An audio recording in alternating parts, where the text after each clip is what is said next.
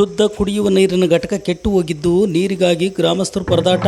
ಹೌದು, ಇದು ಚಳ್ಳಕೆರೆ ತಾಲೂಕು ಪರಶಂಪುರ ಹೋಬಳಿ ತಿಮ್ಮಣ್ಣನಾಯಕನಕೋಟೆ ಗ್ರಾಮ ಪಂಚಾಯತಿಗೆ ಸೇರಿರುವ ಬಸವೇಶ್ವರ ಗೊಲ್ಲರಟ್ಟಿಯಲ್ಲಿ ಕಳೆದ 2-3 ದಿನಗಳಿಂದ ಶುದ್ಧ ಕುಡಿಯುವ ನೀರಿನ ಘಟಕ ಕೆಟ್ಟು ಹೋಗಿದ್ದು ಪಂಚಾಯತಿ ಅಭಿವೃದ್ಧಿ ಅಧಿಕಾರಿಗಳು ಗಮನ ಹರಿಸುತ್ತಿಲ್ಲ ಎಂದು ಗ್ರಾಮಸ್ಥರು ದೂರಿದರು. ವಿಪರೀತ ಬಿಸಿಲು ಧಗೆಯಿಂದ ಗ್ರಾಮಸ್ಥರು ನೀರಿಗೂ ಪರದಾಡುವಂಥ ಪರಿಸ್ಥಿತಿ ಬಂದಿದೆ.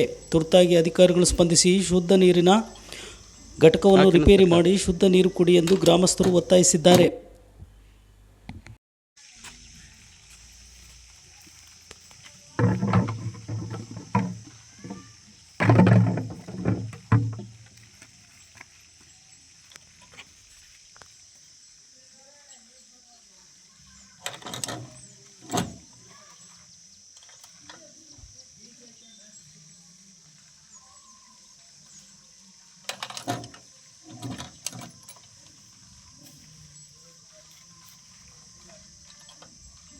ಹಾಕಿನ ಸರ್